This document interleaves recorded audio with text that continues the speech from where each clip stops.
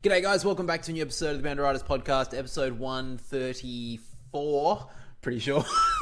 But we do have a lot to talk about today. We're going to be talking about the delistings of every AFL team as they have pretty much finalised their list going into 2026, barring the draft. We'll also be taking a look at a very interesting player from the past who is looking to try and return to the AFL. And of course, we've got the World Sports segment back for this week. We're going to be taking a look at the Ashes team for the first test in Perth, along with some NFL chat and some soccer as well. So let's not waste any more of your time. Let's roll the intro and get straight into it. Welcome to the Boundary Riders podcast, your one-stop shop for all your AFL content needs. He looks at his options, and Jack Ginnivan says, "Boys, you brought me to the club to do just this!" But this guy has flog written all over him. From a tap down, Reed sprints away from Petrarca, leaves him in his wake, takes a second bounce, takes a third. The sheer arrogance of Harley Reid. Finish the job, young man!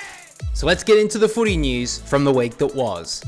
So guys, back with the, what are we calling it, the summer series or whatever. My brother is back with me as always, as he will be for all these, next couple of months, or we're just going to end it at this point. But we're going to talk a little bit about Port Adelaide today. So with the draft coming up, Port Adelaide probably don't have a lot to go into it because they just traded away a lot of it. But we've heard some news over the week regarding Josh Carr coming out, talking about a little bit about, the club as a whole, obviously him being there for his playing career and then coming back now, and now he's the head coach. So, I don't know, what did you think about have you listened to some of the things he's been saying? Yeah, I'll listen to a bit of it and, bringing him putting his own coaching department together, basically, besides what a few players, like Hamish Hartlett's still there, and one or two, I think, but most of it's been changed. I think there's more than 10 new staff members around him, which is basically at this point making it his own team rather than Ken Hinkley's team. It's a whole refresh. I like the idea of it. It's been 13 years under Ken, so you kind of want to change it up a bit when he starts. So I like the new fresh look that Port Adelaide are going with. So, I think there's probably, on the outside looking in, I mean, obviously I'm a little bit more closer than a lot of people that aren't Port supporters because, you're my brother and I know a lot about Port and obviously South Australia. I don't know. I think there would be a little bit of, some people would be out there thinking like, is this going to be like a downfall for Port Adelaide before they go back up again with Josh Carr? Or do you think, I think I can understand that sort of point of view. Do you think Port Adelaide can go bounce back into finals this year? Or do you think with Josh Carr in his first season, or do you think it's still going to be a bit, you still think there's a lot to go through before Port Adelaide can be back where they were a couple of years ago? I think it's not like an adjustment, adjustment period, but I think it depends on how the Zach Butters managed contract stuff affects Port Adelaide, because and also Zach Butters for one as well, because it's going to be a big talking point for the entire year, depending on when he signs, if he signs. What do you think he's going to sign? No, sadly I don't. I think the amount of money from Victorian clubs is going to be a lot more. Well, the fact that, do you think as well, like Hawthorn now, because they went hard for Zach Merritt, didn't get him. He's going to be 31 next year, turning 32. Wouldn't be too surprised if they shift their focus to a Zach Butters type and then almost forget about Zach Merritt. Yeah, 100%. I'm pretty much banking on that. I think you'll see them going for him. I think every Victorian club's going to throw their hat in the ring. Yeah. Like Carlton would have pretty much got all the draft picks, so they can chuck 3 or 4 first rounders at Port Adelaide. Which Carlton player are you picking from if you had to pick one from out of yeah, but it also he's a free agent, so you can just walk to him. Yeah. But that's the thing that I think if Port Adelaide, well, that's the thing, because I think that, do you think Port Adelaide maybe missed a trick this year by not trying to look to maybe trade him out? No, I think that Port Adelaide were more focused on getting picked for next year because they have a lot of NGA players, father-sons coming through the next couple of years. I think they did it right, but it would have been interesting if that Port Adelaide put him on the table. But I think also Port Adelaide, with all the changes already, I don't think another player going away with the leadership of Zach Butters would have been a huge. Yeah, really. I think when you make a lot of change in one go, it's always a bit. It can like backfire on you. I mean, sometimes it could work. I mean, I think Richmond in the long run made a good decision by just almost gutting the whole team last year, and then revitalizing, and they finished higher than two teams, which I think is pretty embarrassing for both of them, really. Yeah. But yeah, I think that Port Adelaide probably made the right choice by keeping Zach Butters this year, but it will also depend on what compensation they do get if he does decide to leave through free agency. Because, I mean, if Oscar Allen's going for pick 2, Well, you'd think Port Adelaide are getting pick 1. Yeah, you'd think so, wouldn't you? Wouldn't you look at it and Maybe another go at Nasai Wanganeen Miller with pick 1. Not bad. well, yeah, but also with the Zach Butters contracts and stuff, it does depend on how Port Adelaide go. I think. Yeah. I think you pretty much you started the conversation. It's like, where do you think Port's going to go, up or down? I think based on how our list looks, it'll probably be around the same point we are this year, to be honest. Lower mid-table. Yeah, I don't think it will. I'd be surprised if Port made finals. Yeah, I think that the way we make finals, to be honest, is if Georgiades, like, pretty much our forward line stays together, basically. That we don't Jack get Lukosius is the missing link. Well, no, but I was more like thinking Todd Marshall, Georgiades, Lukosius, if you want. If you want him. Yeah. Corey Durden's a pretty good Yeah, signing. Corey Durden and Joe Berry for another pre-season. I think there's hope there. The fact is that a lot of our leadership none of our players played the full year. We had less technically. We had less players play a full year than Essendon did. Essendon had more players play a full year than Port Adelaide did, even though with the amount of injuries that they had at Essendon. So it does kind of put it into perspective that Port Adelaide didn't have a lot of continuity with the list, team, yeah. with their round selection. Yeah, no, I agree. And I think players like Sam Pepper, who was just forgotten about, Todd Marshall as well. A lot of players were out of the team that were best 23, best 22 for a lot of, which would have been the best players. Yeah. But let's move on quickly. Just talk about some delistings, and I'm going to go through all the delistings because with delisted free agency coming up in the draft, of course, which is basically, and the rookie draft, of course, which is basically any player that gets delisted. Fuck getting a player from the Sandful or something. It's been really biding their time and giving a really good couple of seasons. Let's just give some random fuckwit who's played 2 games in the last 3 years a rookie spot for no reason. So since we've just talked about Port Adelaide, can we just talk about the Swans and how they've just are you going to roast Sydney for the way they've destroying the rookie list?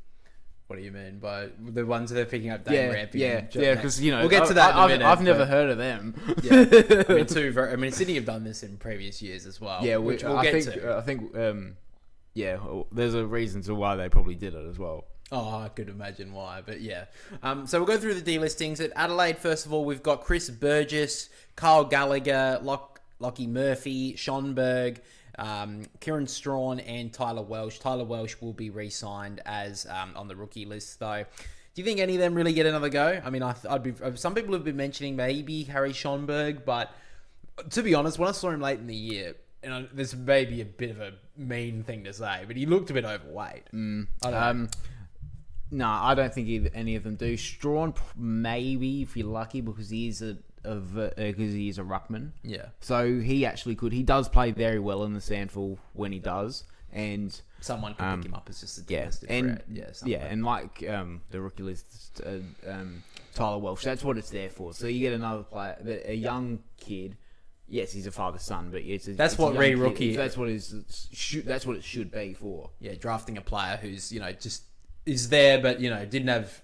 He's been very injury prone throughout his early years, so I do understand that one. On Brisbane, you've got Darcy Craven, Lincoln McCarthy, Devon Robertson, and Brendan Ryan. So Lincoln McCarthy is going to be relisted to the club. Devon Robertson looks set to go to West Coast. Brendan Ryan was a player who came from Hawthorn back to Brisbane as Jack Gunston went for 1 year to Brisbane and then back to Hawthorn. So Brendan Ryan hasn't been given a spot. Darcy Craven, I've never heard the name, so I don't really expect anyone to be relisted there. Well, get another shot.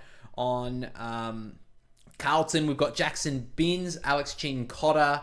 Also have Orazio Fantasia, Elijah Holland, Harry Lemmy, and Will White. I thought Will White was going to get relisted, but doesn't say that here at this stage. Jackson Binns was a very surprising one. He was contracted until next year, but was delisted anyway. Played a few games this year. Alex Chin-Cotter played a couple of good tagging roles in previous years. Kind of came off at this season, though. Horacio Fantasia, just injury prone. Elijah Hollins, of course, had a terrible year and eventually has been delisted. Harry Lemmy, bit surprising one, big tall forward. So I'm a bit surprised by that, considering they did lose Charlie Curnow. I think it was actually made before that, but any of them you think could get relisted? Not through the rookie draft. I reckon they'll put SVP chances. Yeah. At best, I think they won't. I don't think any of them will get picked up in the rookie draft, preseason draft. Yeah, I think that's a bit tough for them. On Collingwood, of course, Mason Cox was probably one of the bigger ones with Tom Mitchell, along with Charlie Dean, Ash Johnson, Finn McRae, Oleg Markov. I wouldn't be surprised if a couple of these names pop up in the rookie list or something like that. Tom Mitchell, a Brownlow medalist. I think that. Yeah, it will be interesting about Tom Mitchell. You've been hearing murmurs that's like a West Coast, the West Coast, even in North Melbourne, for God's sake, even a Melbourne to give them a bit of experience in the midfield, could be an option. But besides, I guess that sort of midfielder though is kind of dying, really, like that clearance. Even though Tom Mitchell's not exactly a bull, but the accumulator. Not really seen as much anymore. It seems like you need to have more attributes than just being the accumulator. And Tom Mitchell's kind of struggled this year when he came into the Collingwood side. Because you look at, say, Lachie Neale, like he has the cleanness to get it out to the other midfielders, but he does have that attribute of going forward a bit, kick a few goals, and he's added that to his game. He's added that to the game over the last couple of seasons, and he's going to have to with the amount of midfielders that Brisbane do have, to be honest. Yeah. But you look at Tom Mitchell, he couldn't have another string to his bow. He couldn't never really do it. Yeah, he's always been a midfielder. Even when he was at the Swans early in his career, when he was stuck in the knee for getting 60 touches, the problem was he didn't have any other attribute to come into the Swans team. And that's what, and especially looking at the draft and all that the last couple of years, that's what a recruiter is looking for. A player to at least play at least a few different roles, a halfback that can play midfield and develop that. And they can play, and in juniors, they show all that. So there's a lot more hybrid players getting a lot more valued now than just the regular midfielder. Yeah. On Essendon, quite a few. Alan Davey Jr., Todd Goldstein, of course, Ben Hobbs, Jaden Laverde, who's going to be picked up by the Giants. Loman Luau, Jai Menzie, who was announced in the Tassie VFL side. Will Setterfield, Dylan Shield, and Oscar Smart. So out of all of them, yes, Ben Hobbs could get a chance somewhere else. Jaden Laverde, like I mentioned, he's going to the Giants. Will Setterfield incredibly surprised me that they've delisted him. Especially with all the murmurs of merit all season. I know it happened after the trade period, but it doesn't really make... I'd rather have a Setterfield who seems committed to the club than a Merritt that looks like he's already out the door again. He'll be out the door next year. So... Yeah, he does show a bit of grunt. Setterfield was one of their best players throughout the middle part of the year. Yeah, late 2024, mid 25. He showed what attributes he had that he showed early in his Giants days. Yeah, and it was a bit surprising when you saw that. And he has been hampered by a lot of injuries, which has not really helped him either. Yeah, I was just very surprised by that, and he is kind of that dying midfielder, the brute, but I still think he can play a role at someone. I think he definitely could be a depth player at some club. Yeah, but and he's also showed that he has the ability to play as a tagger. Yeah, in big games and stuff. So you never know. He could definitely go up against you'd see him up against a Patrick Cripps or a Tom Green or something. He could definitely match up against those sort of guys. Exactly. Fremantle, only a couple here. They've got Jack Deline, Odin Jones, and that's it. The rest have been actually all traded or retired. So Fremantle can't really see any of them two guys getting picked up. No. At Geelong, we've got Ted Closey, Cam Guthrie, Visich, I don't know.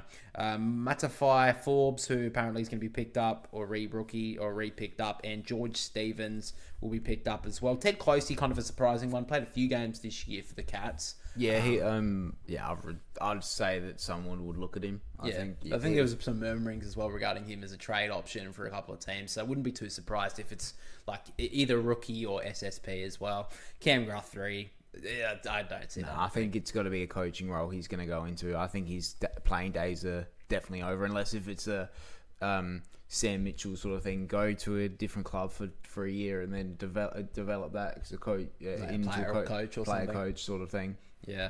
Gold Coast, we've got Tom Berry, Ben Jepson, who's going to be re-picked up as a rookie, Lloyd Johnston, and Alex Sexton. Alex Sexton's a bit of a tough one, obviously. He has shown signs over the years that he could play as a halfback. Obviously, he was their highest goal scorer for a lot of years at the Suns, but, I mean, never really found a role under Damien Hardwick, so I think he's probably... he's very much in his late career. I don't think any of those Gold Coast players will be on another list. Yeah, I don't see it either. GWS, you got Wade Dirksen, Josh Fay, Connor Stone, and Jake Stringer. Fuck, mate. Well, Wade Dirksen, I don't know what's happened. Why they held him to last year, considering they're just going to let him... It feels like he's going to go to Melbourne, surely. I mean, if Melbourne kind of say, oh, sorry, bro, no, we don't want you anymore. Yeah, well, it'll be interesting, because they do,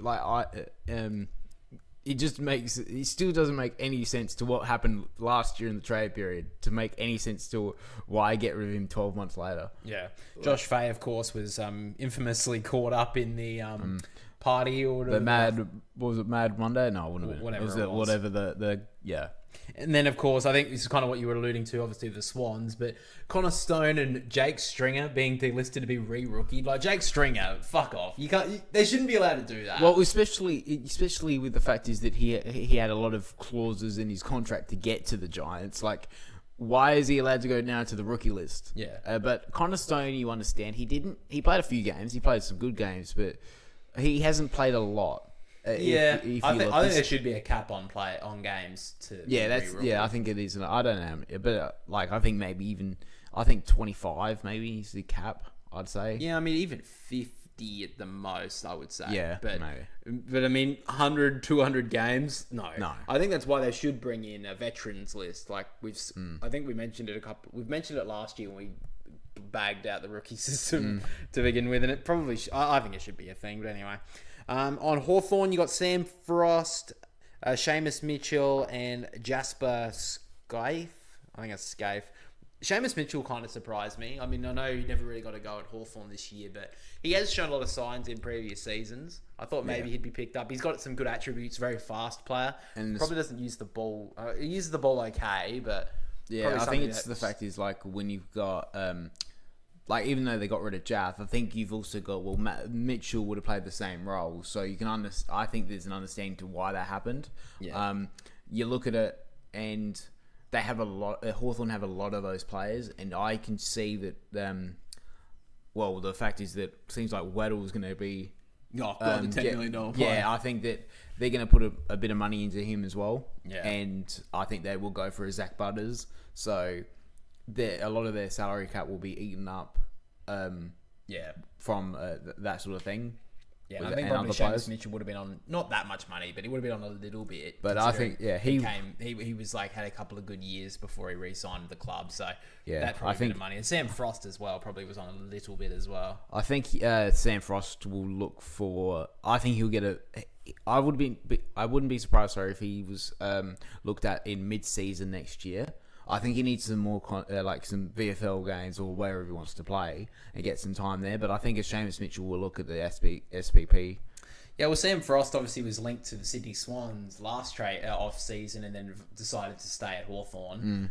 So a team definitely like the Swans could look at him. Any team that needs defensive reinforcements could look at him. Melbourne, Port Adelaide wouldn't be bad. I mean, even though he does make the Sam Frost mistakes every now and then, he's still a relatively good defender. Well, I think the amount of non-defenders that North Melbourne have, I think I would take a Sam Frost moment then that he can actually defend. Yeah, exactly. Then we've got Aiden Core and whatever, who's one of the highest paid defender for not really deserving it. But anyway, on Melbourne, you've got Jack Billings, Keenan Brown, Tom Fullerton, Marty Hoare, along with Oliver Seston, Will Verrill, and Taj Woden. So Jack Billings, I mean, the biggest fumble of draft history. I don't think he gets another go. No, I think he's one of those players that will play VFL football for the rest of his career. Yeah, VFL, or could pick up in you see on those posts from like Sench Footy or whatever, like he's had 50 touches in the VAFA. Yeah. You know, that's going to be Jack Billings, I think. Sadly. Yeah. I don't really see anyone else getting picked up either. On Port Adelaide, you've got Ryan Burton, Lockie Charlson, Jeremy Finlayson, Hugh Jackson, Jed McEntee, and Dylan Williams. A couple of them did surprise me a little bit. Hugh Jackson and Dylan Williams for mine were a bit surprising. Jeremy Finlayson's unfortunately just kind of lost it in the last year or so. Ryan Burton was a little bit surprising as well, but sitting at it right now, who won that trade for the Hawks in Port Adelaide? Chad Wingard going to Hawthorn or Port Adelaide with Ryan Burton? Well, how many more years did Burton play? He played, what, you'd say 3, didn't he? But Chad Wingard only retired 2 years ago. Yeah, 2 years. So it's 2 years. He didn't really do the... Both players didn't really live up to the hype. No, they didn't. didn't. They didn't. I think it was...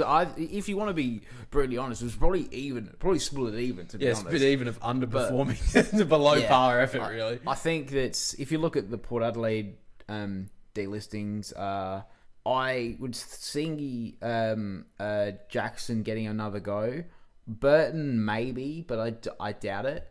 Dylan Williams can play both ends of the field, which may open the door for him. Yeah, had a good end of the season, I think, in the Sandful with 5 goals in a game as well. Yeah. So yeah, but every time he played in the senior side, he'd always play forward. Yeah. He'd always play back. Sorry, but when he played Sandful, he'd always play forward. So it was very much pretty confusing. Very confusing role that he had. Now on Richmond, a couple of these ones I would not be surprised get a go. So you've got Jacob Bauer, Jacob Blight, Mate Kalina, that's a pretty good name. Thompson Dow, Jacob Kaczynski, and Camden McIntosh, and that's pretty much all their moves. Jacob Blight showed really good signs, especially early in the year. I loved his first game of the season against Carlton. Played in defence, then has played a bit of ruck, the second ruck this year, played up forward as well. I think he definitely could be picked up. There's been a few murmurings around him being potentially picked up. Yeah, I think Collingwood was very much a good look in for him. So I wouldn't be surprised if he gets picked up. What is Jacob Bauer? Jacob Bauer. Yeah. He's had a bit of issues with injury, but he wouldn't be too far away. Thompson Dow was a first round pick a couple of years ago. He's never really been able to take that spot in full stride. So wouldn't it be an interesting one? Maybe as midfield depth for someone. Jacob Kaczynski was linked to the Giants, but I don't think that's a good move, to be honest. Unless they think that Jesse Hogan... Well, that's issues Jesse Hogan's foot issues aren't well healed. Yeah. So that will be an interesting one. Could be. Camden McIntosh was the other one. I think it's probably past him now. I think he'll go back to WA and play waffle. Yeah, probably. On St Kilda, you got Harry Boyd, Zane Cordy, also Zach Jones, Angus McLennan, Ari Schoenmaker. That's all about it. Ari Schoenmaker, interesting one because he is a very good left footer, but never really got to go. Tasmania, I think, have announced that he's going to play in their VFL team, or if not, they're probably not too far away from it, being a Tassie boy. That may be the reason why he could... I wouldn't be surprised if he found a spot somewhere. Yeah. Harry Boyd... I think will. You think he will find a spot? He's I think it was 2024, he was the Jock McHale medalist, or 2023. I can't remember which one it was. 2023, because he got picked up. Was it? Oh, no, it was 2024. He got picked up by the Saints. Yeah, because he was an SP. Yeah, something like that. Yeah. So I think he'll get looked at. I think there was the fact is that he was always going to lose his spot when they got TDK and then kept Marshall. He was never going to be staying on that list. Yeah, I mean, even though they lost Max Heath, like that didn't really matter. And they've also got the other player who played a few games this year for the Saints, the Indigenous guy. I can't remember his name. Keller. Yeah. Isaac Keller. Yeah. Keeler, sorry. Alex Keeler, that's sorry, it. Yeah. Keeler. So you got to think that he was never really going to stay on that list, but I think he won't get picked up in the draft or the preseason drafts or anything. I think it will be an SPP. I mean, the Crows just got rid of Kieran Strawn. He did play at North Adelaide for a few years, so I definitely wouldn't be too surprised if he gets picked up there. Even Port Adelaide, to be honest, because obviously Ivan Soldo will leave. How has he not been delisted yet? I don't know. What are they holding him for? Holding him for the ransom. They're like, hey, you fucking arsehole. You fucking said, oh, you want to leave because of your partner. Well, no, he said, I can't remember what he said, but everyone was like, bro, you're leaving because your missus doesn't like SA, bro. Like, get over yourself. Yeah, so Port Adelaide have got, obviously, Jordan Sweet and Vizentini. It would just depend. And they've both had injuries over the course of it, form slumps and stuff, so... Now, the one that you were mentioning a few moments ago, well, earlier in the episode, was the Sydney Swans. So there's a couple of players here who are going to be re-rookied, which, I mean, I've never really heard of them before. But the ones in question include Robbie Fox was delisted, Aaron Francis, Indy Kirk, Blake Laidler, Caleb Mitchell, Ben Patton, along with two pretty unknown players, Jake Lloyd and Dane Rampy. So... I mean, I'll talk about the other ones first before we get into those two. But Robbie Fox has been announced that he's going to play for the Tassie VFL side next year, which is pretty exciting for him, obviously being a Tassie boy. Aaron Francis, he showed signs, but I think it's the right decision. He was just never going to get a go. And I think the amount of chances he's had, he's not going to get another spot on another list. Exactly. Yeah. I mean, I think there was some talk about him maybe being looked at by the Giants, but I think now that they've got Jaden Laverde, I think they'll probably go for a couple of other options than Aaron Francis. Indy Kirk was a little bit surprising. Of course, the son of Brett Kirk. Fuck me, that's so bad from me. But I think that's not too surprising. I mean, it's a little bit surprising. He had some good VFL form at times, but yeah, never really got a look in. Blake Laidler also never really got a look in. Caleb Mitchell did surprise me a little bit. Did so a couple of signs, played a couple of games this year, played a couple of games the previous season, but yeah, he's been delisted. And Ben Patton, he played a couple of games earlier in the season, but there was a couple of games as well he played as like the small defender and just got absolutely taken to the cleaners, and Sam Wicks took that role from him. Yeah. But now, of course, Dane Rampy and Jake Lloyd. Now, yes, of course, they had to kind of do... I think they kind of had to do this because they had to pick up Charlie Curnow with his contract. Yeah, so they've pushed him to the rookie list. It's not. I don't like it though. Like, the rookie list should be there for players, in my opinion, that are being developed, and players that have got over 500 games, like combined over 500, nearly 600 games of experience. Probably shouldn't be put on the rookie list just to make the books look better. Yeah, that's the only reason they've done it, is to make the looks better. Make the books look better and bring in the Charlie Curnow. That's the only reason they've done it. Yeah. But I mean, maybe if the Swans had, the COLA, of course, the extra money payments to let them live in Sydney, then maybe they wouldn't have had to do that. So I blame Eddie Maguire for all of this, really. Collingwood fans will love to hear that. But yeah, I mean, I think the rookie list is just a joke at this point, really. It doesn't really make a difference what you do. On West Coast, you have Callum Jamieson, along with Jack Petruccelli, Lockie Rawlinson, and yeah, that's the main one. Those are the other ones. I mean, maybe there'd be a look in for Jack Petruccelli, and Rawlinson has shown a couple of signs, but Jack Petruccelli, I think, was one of the players that kind of got taken to the cleaners by a lot of West Coast fans over the years. Oh yeah, they were very He was very much didn't have any football attributes. All he had was speed. Yeah, I mean, I think he had a couple of good highlights, but Carlton were linked to him in this off-season period, so maybe an option to go to the Blues, but I think they're probably unlikely, more than likely. I think SG Rawlinson got announced he's going to play in the Sandful next year, so yeah, we'll have to wait and see. And finally, on the Western Bulldogs, we've got Jason Johannesson, Caleb Poulter, and Anthony Scott. Now, the last two, not exactly surprising, but these guys have been playing a lot throughout the VFL. In fact, Poulter was picked up from the VFL side, Footscray, to then go to the Dogs after playing, I think it was a season or two at the Pies. But now he's been delisted. And Anthony Scott's had a pretty good season in the VFL level, but he's been dropped. And, of course, Johannesson, the 2016 Norm Smith medalist. We don't have to talk about it. But oh, yeah, yeah. It should have been Tom Boyd anyway. Or Shane Biggs. But no, anyway. A couple of Swans players. And, yeah, obviously just very disappointing overall. But, yeah, I don't think any of them get picked up either. I think it's probably maybe an Anthony Scott. I think he had a very good season in the VFL, but probably more unlikely than likely. No, I don't think any of those will get picked up. Yeah.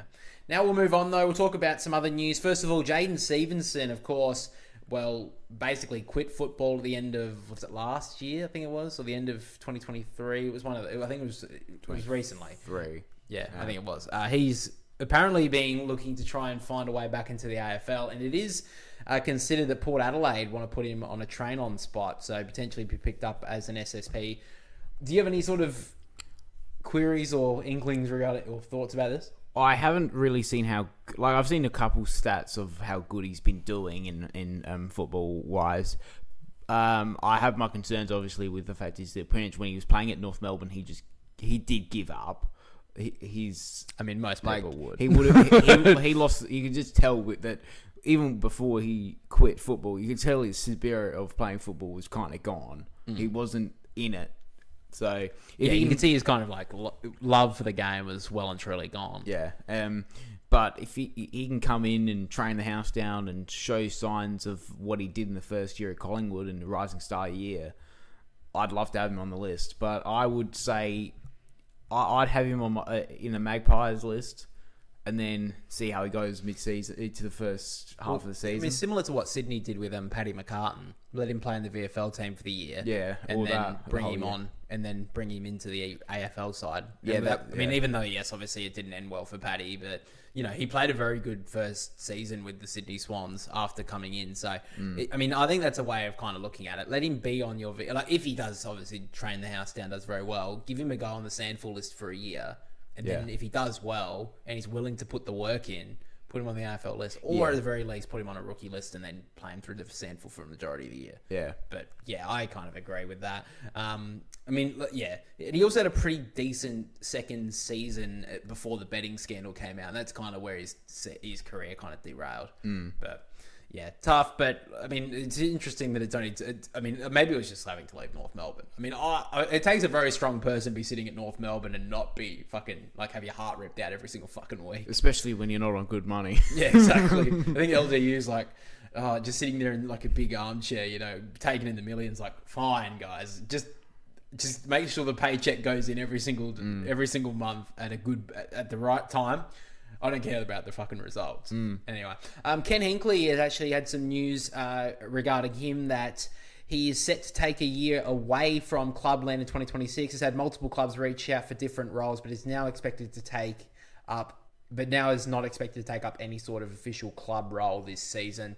Sort of like Alistair Clarkson. I think after he got pushed out of Hawthorn, he took a year off and then got picked up by North Melbourne, and really nothing has changed really at North. But I'm not really surprised to hear about this, and I wouldn't be... 2027, it'd be interesting to see what jobs are up there if there is a senior role. Essendon potentially, Carlton potentially as well. That may be what he's waiting for, Michael Voss, just to be pushed out and be like, look, Michael, just step aside, let me take the role. Yeah. But there could be a couple of jobs out there at the end of the 2026 campaign. Yeah, you'd think so. Yeah, especially because he wouldn't be one to go to Western Australia if Freo go to just a long meal. Yeah. But I think you look at Essendon, Carlton, the Bulldogs, probably North Melbourne might be up for grabs again if they have another poor year. Yeah. You pretty much... There definitely are jobs going to be... I think there will definitely be a couple of coaches to fall through and drop out. So not really too surprised to hear from that. And let's be honest, obviously...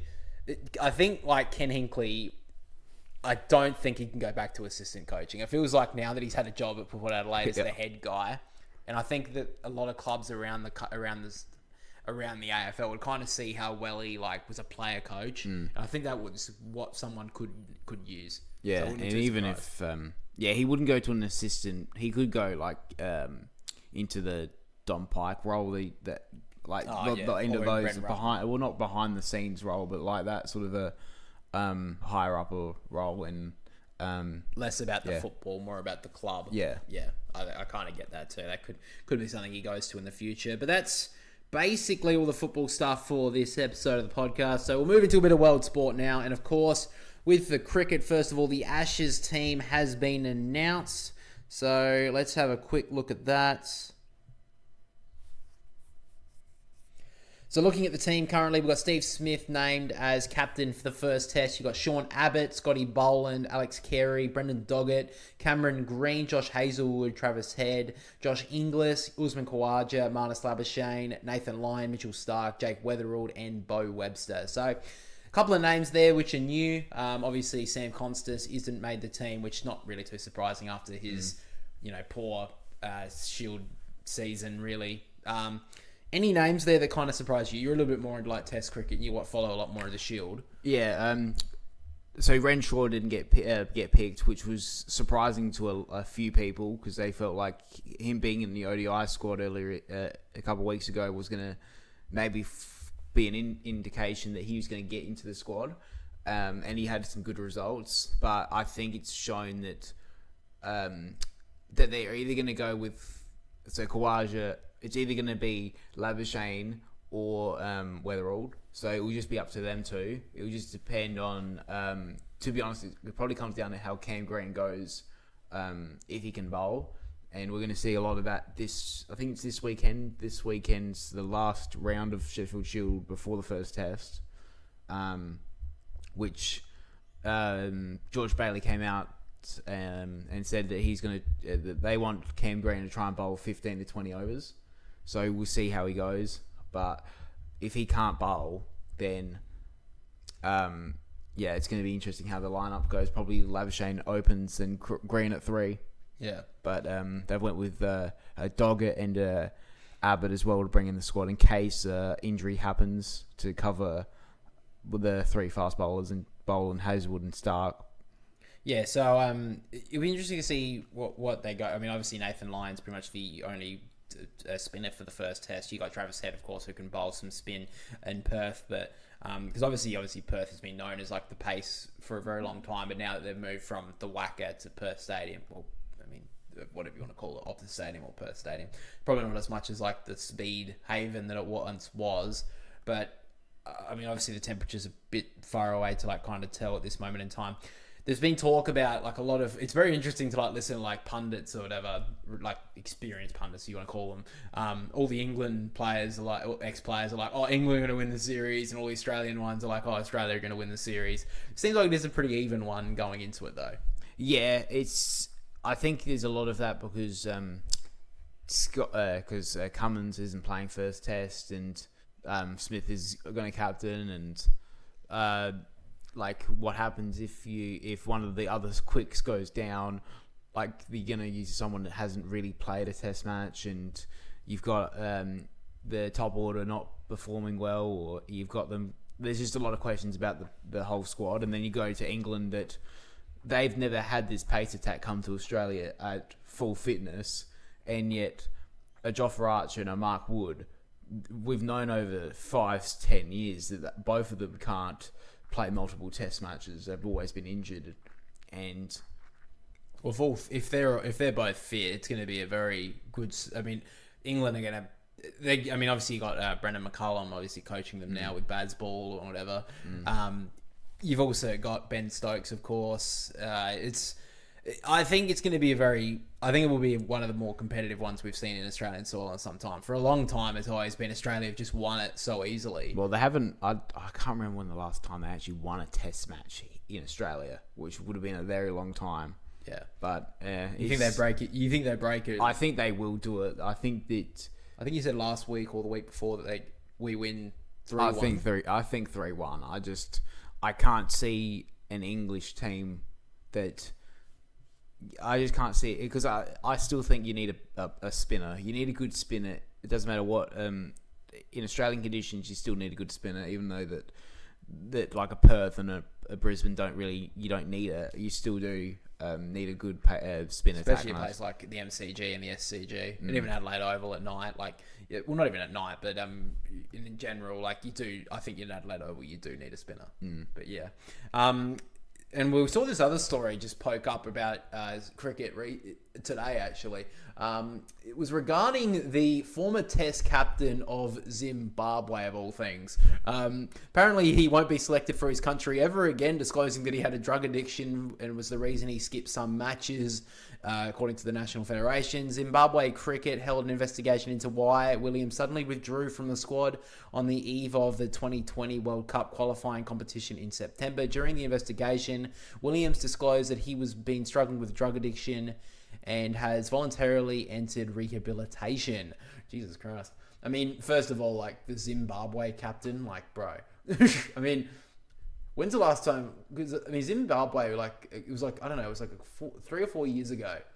I think we played them in some sort of like random test match or something, and we just killed them. Was that when they came here? I think they came here or something. It wouldn't have been like it was a long time ago. It was like 15. Oh no, it would have been actually 20 years ago, I reckon.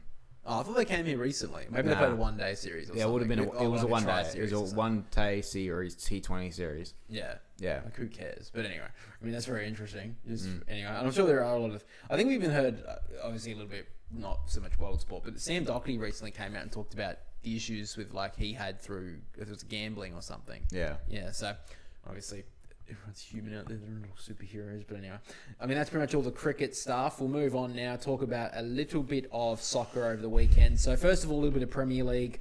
And the relegation battle is eased a little bit on Liverpool's side after finally breaking their duck over, 4 matches in the Premier League? Yeah, totally. So, I mean, the relegation... Luckily, they've been able to push away from the bottom 3. Yeah. It was getting a bit tough for them for a while. You clearly don't want to talk about it. Anyway, Chelsea did win on the weekend as well, which was good to see. They do play Qarabag in the morning, so you guys probably already know what's happened there. But looking at it, though, just trying to bring up the Premier League statistics right now. So... Looking at the Premier League over the weekend, we did see that City Erling Haaland FC just continue on to win, beating Bournemouth in the end, which they really did need because Bournemouth been a pretty good team so far this season, but they got that win that they needed. Manchester United run of form just dropped a little bit with the draw. Have you seen the guy on the internet who's like not cutting his hair? Yeah. Yes, unfortunately, for 5 wins in a row. I think someone it was either Manchester United. I think like just their general. They were going in confident that they were going to beat Nottingham. For the fact is that Nottingham have been terrible. Terrible. So they were confident, and then they held a 2-goal lead, and they lost it in 5 minutes. Yeah. They drew. You also got Brighton won 3-0 against Leeds United. Arsenal beat Burnley 2-0. Arsenal just continue to, maybe they won't choke this year. But they're not going to choke. They're not going to choke. Well, they're not to the Christmas period yet. No, they're not going to choke. They're going to go all the way Arsenal. They're going to win the whole thing. That's what all their fans would like to think anyway. Crystal Palace won 2-0 over Brentford. Fulham won 3-0 over Wolverhampton. They'll get a win eventually. They just recently lost their coach as well. I think he got sacked. So maybe they can try and turn it around a little bit. Chelsea won 1-0 against Tottenham at their home away from home, apparently. We love playing at Tottenham's home turf. West Ham actually beat Newcastle, which was interesting, and Sunderland got a 1-1 draw against Everton. So looking at the table right now, Arsenal have a 6-point lead at the moment. It's a nice little lead to have when you've got the first 10 games done and dusted, the first quarter of the season. Manchester City up with 19 points in second place. Liverpool, jumping out of the relegation battle, jumping into third spot with 18 points. Had a very good start to the campaign. Sunderland dropping down to fourth spot, but well done to them, really. I mean, what a season they've had so far. Yeah, well, it's... Granit Xhaka's goal. Did you see the goal? Yeah. Against Everton? That was a very nice finish as well. Bournemouth in 5th spot currently with 18 points. Would have been nice to see them if they could knock off City because they would have been up at 21 points and being up against Arsenal. But anyway, Tottenham sitting in 6th spot with the 17 points along with Chelsea and Manchester United. Crystal Palace dropping to 9th with the 16 points. Brighton with 15 in 10th, Aston Villa in 11th, and you've got a bunch more teams. And then moving down to the relegation zone, really, you've got Fulham in 15th spot with 11 points, along with Leeds United in 16th, Burnley in 17th with 10 points. Then 18th spot is West Ham with the 7 points right now, Nottingham with the 6 points in 19th, and Wolverhampton yet to win a game, only 2 draws, minus 15 goal difference, 2 points locked at the bottom. You kind of think they'd... I know it's only 10 games in, but 2 points to 10 in 10 games isn't a great start. And I'd call it I'd call it now. I would call it now. Wolves will finish... Take it out the back, shoot it. Yeah. Take it out the back, shoot it. Yeah, it's done. Yeah, It's done. To get 2 points in the first 10 games, you're pretty much... Yeah, you're pretty much guaranteed. You got no hope, basically. It's time for Ange to come in. It's time to bring in Ange. Well, then what was it? Unfortunately, they can't pick up Sean Dyche because he's already joined Nottingham Forest. He's like the relegation. The coach they go to, who's the other one? Sean Allardyce. Yeah. They try to bring him in to try and get a team out of relegation, but unfortunately, don't think either of them are going to get picked up now.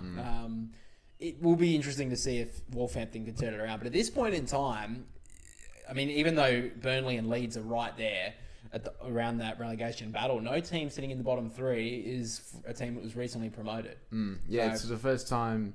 It's been a Probably couple about of seasons now. 3 or 4 seasons it would be, wouldn't it? Yeah, well, the last 2 seasons have been taken basically when the team that got promoted immediately went down. So it is good to see that, especially Sunderland, their teams are actually competing.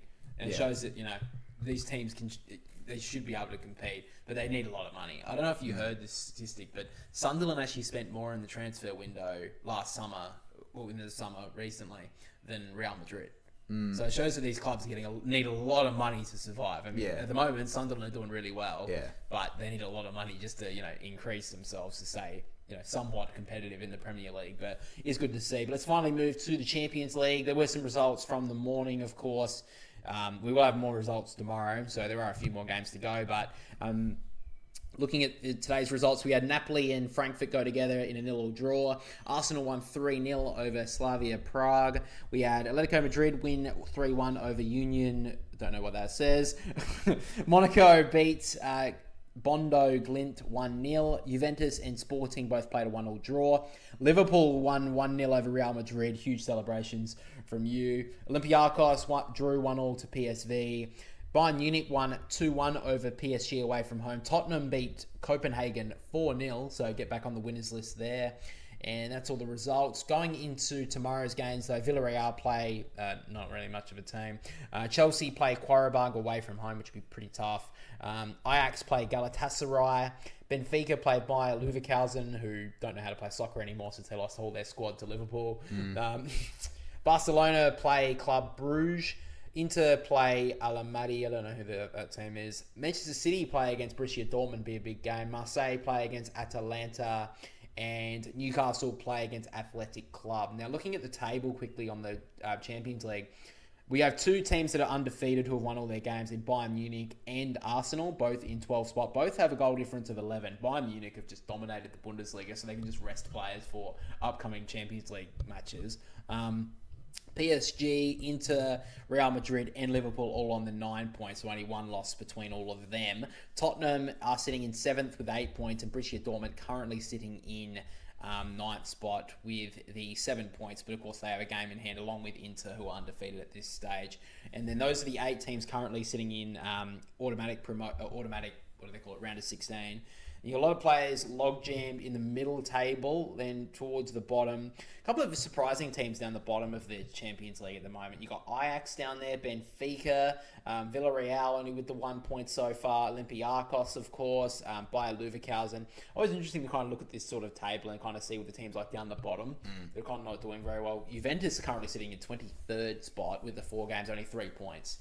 They've had a tough season though, Juventus, so interesting to see. And of course, the games tomorrow, we'll see the table update a little bit more, of course. Chelsea, my team, sitting in 13th spot with a game against Qarabag, which is a very interesting one. Now, you did talk to me about this. I couldn't find the replay of it. I did see the highlights of the Liverpool-Real Madrid game, but of course, the reception of Trent Alexander-Arnold, his return to Anfield, wasn't ideal for him. No, it wasn't ideal when he first arrived for the match and he's sitting on the bench. Yeah. And then he gets put on at one during the game, and the noise was Louder than when you never walk alone. Yeah. You might be able to say about that. Yeah, it was a very hostile entrance. Yeah, a bit of hostile reception. Now, I did see there was a mural in Liverpool that got desecrated after he on his return. I don't know. I mean, I do understand the frustration from Liverpool fans, and I do think it is a little bit over the top. Obviously, I think a lot of people would agree with that. But if he didn't leave on a free, I would be like, okay, you need to fucking get over it a little bit if you're a Liverpool fan. But the fact he left on a free was a bit of a dog move. Like, you could have easily have done what other players have done. I know Mateus Cunha recently with Wolverhampton, he signed a contract for Wolverhampton to stay, and then went to Manchester United to make Manchester United pay the fee. He could have done that, but he decided not to. Also, with his, I think it was his first interview as a Real Madrid player, he spoke in Spanish, which is like, I mean, that's really respectful of them, but also it's like, how long have you been learning Spanish? So, yeah. I mean, overall, Liverpool got the last laugh. They got the win. 1 goal. Yeah, well, as it always happens, is that when Courtois plays his best ever game is when he plays against Liverpool. Yeah, I mean, Like, he did. I mean, the one that he should have probably saved that last shot from McAllister as well. Went right at his fucking hands. Yeah, but it was amazing how many of those shots that Liverpool had. Like, Liverpool could have won easily 5-0. Basically, They had a few opportunities. Like, they had some very open goals that, to be honest, with the most Courtois performance, basically. Yeah, I mean, he was amazing. The fact that he saved so many, and the one that he didn't save was the one that was... I mean, it wasn't right at him, but I mean, his hands were there. Yeah. He could have just... If he had his hands up like an inch taller, probably gets that off the bar. Maybe he's just thinking, I can't keep doing this. I'm just going to let one go, and then you know. He's probably looking at like Vinny Jr. and Mbappe, Bellingham, thinking, these cunts are paid so much fucking money. Why am I doing all the fucking work in the goal? Yeah, exactly. Anyway. That's pretty much all the soccer stuff for this episode. So finally, we get to the NFL over the weekend. So... I mean, I've seen a lot of videos. Less Taylor Swift this week, I've seen. And apparently the new couple in question is Justin Herbert, I think it is. Is it? Oh. Justin Herbert and Madison Beer. So that's the new couple in question. Anyway, that's the end of NFL chat. That's all the NFL chat. But anyway, to the actual games itself. And, I mean... We're starting to see a few teams start to pull away. The Colts did get their second loss of the season over the weekend. So... finally play against somewhat of a decent side in the Steelers. I mean, not a massive team, but obviously you mentioning the fact that they had a very easy run to start things off and then getting their second loss. Falcons losing, of course, to the Patriots. The Patriots, they're back, so it's not like it's a disappointing loss you got, but... Well, yeah, but I mean, 1 point would have been... We could have had Waku, could have found a point late, but anyway, you're more on the NFL side of things, so how did you see the week? Yeah, it was a very... Well, yeah, it's very... much split the contenders to the pretenders, basically. Like, to see the Vikings that have had a very up and down season come up against Detroit and actually win by 3 points was probably didn't see that coming, to be honest. Then you look at the Packers, somehow they lost to the Panthers. So there's a few hit and misses. I mean, losing to the Panthers, that's a Falcon specialty. So yeah, we don't do that. But anyway. Yeah, and what you got another couple injuries, which is not good to the Commanders with Jaden Daniels getting that horrific injury. Horrific arm injury. Like they were already getting dominated by the Seahawks, and yet Jaden Daniels gets an absolute. That bone went right angle sort of. Yeah, if you haven't seen the footage, probably. I mean, if you haven't seen it, I mean, I wouldn't say go and watch it, but if you do have morbid curiosity, just make sure maybe don't eat or don't watch it with a full stomach. It's a horrific injury. And then a classic Bills and Chiefs game, and the Bills win in regular season, but we all know what happens when they play off. Yeah, I think it was the 5th in a row that they've won in regular season against the Chiefs. But that doesn't really matter. It doesn't really matter because the Bills need to do it actually when it matters. And the last one I want to talk about is the Bears and the Bengals. Now the Bengals literally were doing everything on defense on offense at 42 points, and they still somehow lost to a team who scored 47 points. Like that is amazing to me that someone like that the fact that they nearly conceded they conceded 30 points in the second half, not ideal really. Yeah, that's not really a good game from them at all. But yeah, I mean, you see every now and then you see like an absolute blowout. I do remember like a famous game. It would have been 3 years ago, I think it was, the Chiefs and the Bills, who played like a 50-plus point game between both teams, got over 50 points. Yeah. But overall, looking at it right now, looking at the standings just quickly, the Eagles still holding that top spot in the NFC, along with the Buccaneers, the Seahawks, and the Packers holding the division leader spots. You've got the wild card spots with the Rams, the 49ers, and the Lions at this stage. Sitting just outside, you've got the Bears and the Panthers, along with the Vikings. My team, the Falcons, sitting right down the bottom there in the fourth. Maybe she just go for the number 1 pick. I mean, at this point, the Saints are pretty much trying to rule that spot, so they're sitting with pretty 1 much, and 8. So we're not even the lowest in our conference, so we're actually doing really well for the first time in a long time. Anyway, on the AFC side, you got the Colts, who lost on the weekend, still sitting in that top spot though. You got the Patriots in second, Broncos in third, Steelers in fourth after that win against the Colts. In the wildcard spots, you've got the Bills, the Chargers, and the Jaguars. Sitting outside at this moment in time are the Chiefs in 5-4. You know they're just going to rally, though, when they need to. Taylor Swift doesn't really care about the regular season. She only cares about being in footage when the playoffs are there. Okay, yeah. She doesn't give a fuck about this shit. She's like saying to Travis every single week, "Travis, I'm not going to your fucking game. Okay, this is fucking regular season. No one's watching me unless you're at fucking Super Bowl 58." I don't know. I think 60 something now. 60 something now. 60 this year. I can't remember. That's all she cares about anyway. And then probably, I mean, there are the Texans, the Ravens, the Bengals. I mean, not really much to look at, really. No. So at this stage, I think it's probably an 8-horse race on who makes playoffs out of 7 spots. I think it's a more interesting race for the number 1 pick at the moment, with the Saints, the Jets, and the Titans all with 1 win. Yeah, so they're all fighting really hard for it. And you've also got teams around the mark as well who could just ready to fall into bottom spot and take that number 1 pick. Yeah, you've got the Raiders, the Browns, the Dolphins on one side. Yeah, like you look at the Bengals, even though you expect Joe Burrow when he comes back to just not make playoffs. They're not going to make playoffs, but they will not be avoiding the top of they'll win a few games, and Joe Flacco seems to be able to get them there. They seem to be able to put points on the board. It's the fact that they can't defend. Yeah. And then you got on the other side, like you said, the Saints, but also the Giants, the Commanders, of course, of their recent injury, could find it a little bit struggling, and the Falcons are right there as well, like I said. And the Cardinals with Kyler Murray also been ruled out for 4 to 8 weeks, even though that some people are saying that he's just clearly just sort of like a soft bench. It's like they don't want to officially say that they're putting him as QB2, so they've just put, you're going to be out for 4 to 8 weeks. Oh, okay. Like so they're just kind of dropping him, but like no, we're not dropping. We know what I'm saying. 4 to 6 weeks, 4 to 8. So there's a nice gap between it wasn't a 4-weeker, it was an 8-weeker. It's like when you say a player's like out with soreness in the AFL, but it's like, really, bro, you were just omitted. You just suck. Yeah. Anyway, guys, that's pretty much all we've got for this episode of the podcast. Episode 134, I'm pretty sure. Thank you for listening. Thank you for watching. If you did enjoy it, make sure to leave a like and subscribe over on YouTube and over on Spotify. We're actually probably getting quite a few listens on Spotify, even though it's the off season. Thank you so much for all your support over there. Make sure to leave us 5 stars and make sure to follow us. You're notified on the podcast and the review, of course, for next season every single week. So again, guys, thank you for listening. Thank you for watching. We'll catch you all next week. See you later, guys.